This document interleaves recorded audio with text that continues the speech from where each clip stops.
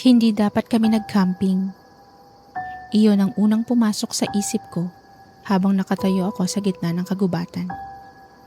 Hawak ang flashlight na nanginginig ang ilaw at nakatingin sa mga puno na tila masyadong malapit, parang may balak. Apat kami noon.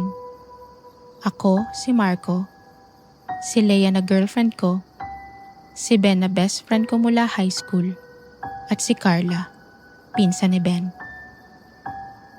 Tahimik pero may kakaibang tingin palagi sa paligid. Plano lang sana, isang weekend escape. Walang signal, walang trabaho, walang ingay ng syudad. Isang lugar na nahanap lang ni Ben sa isang forum. Untouched Forest, sabi ng post. Perfect for camping, walang istorbo. Dapat doon pa lang, umatras na kami.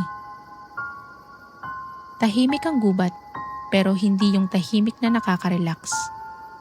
Yung tahimik na parang may pinipigil huminga.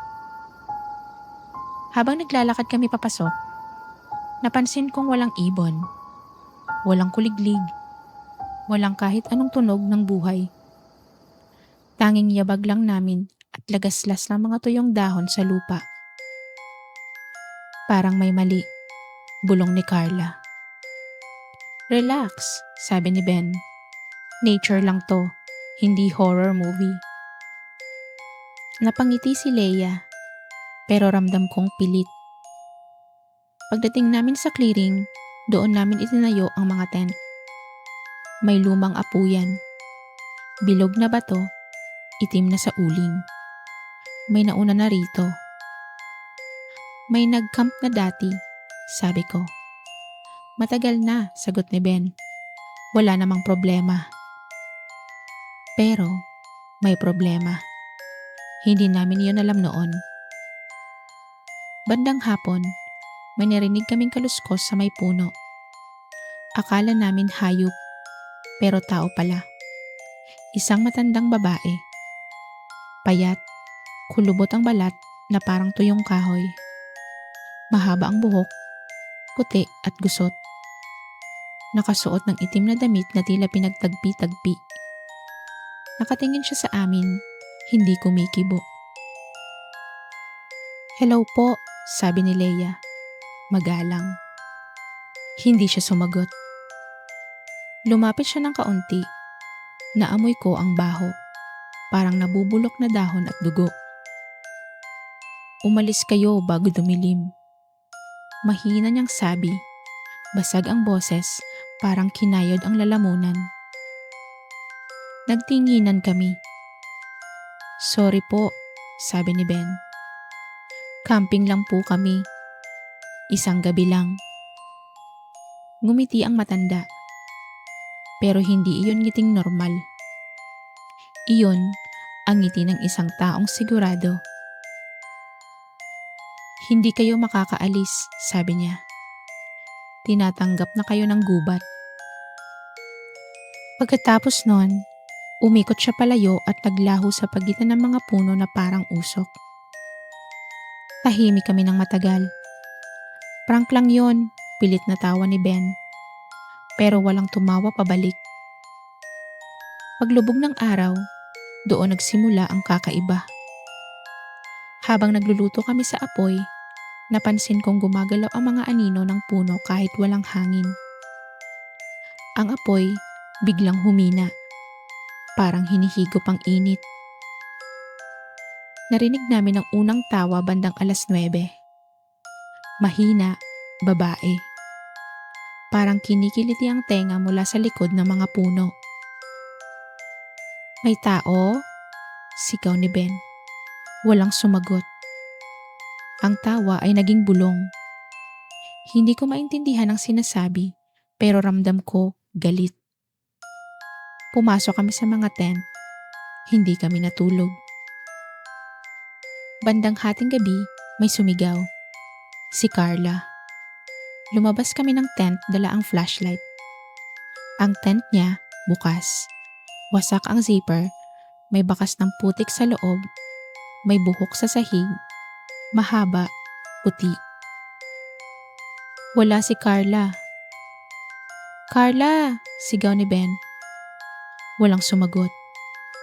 Pero may narinig kami. Kaluskos, mabagal, parang may hinihila.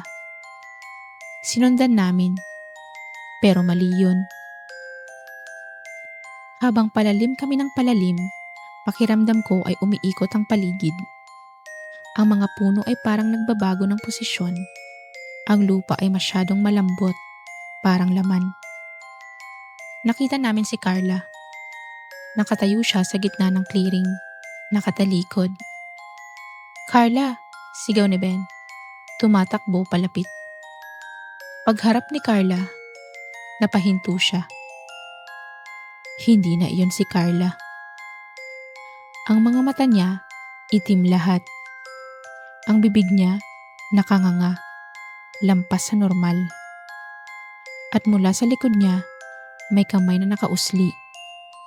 Kulubot, mahahaba ang kuko, nakabaon sa dibdib niya. Ang matanda. Hinila niya si Carla pababa sa lupa. At parang papel, pinunit. Sumigaw si Leia. Ako, napasuka. Habang si Ben, napaluhod. Tumawa ang matanda. Malakas, buo, parang nasisiyahan. Isa, sabi niya. At nawala sila. Tumakbo kami pabalik sa campsite. Wala na ang mga tent, wala na ang apoy. Wala na ang daan palabas. Lahat ng direksyon ay puno ng puno. Nilalaro tayo, iyak ni Leia. At tama siya. Sa tuwing gagalaw kami, may sumusunod. Tuwing tatahimik kami, may bumubulong ng pangalan namin, isa-isa. Nawala si Ben habang umiihi. Isang sigaw, isang basag na buto. Nakita namin siya kinabukasan. Nakasabit sa puno, baliktad, bukas ang tiyan.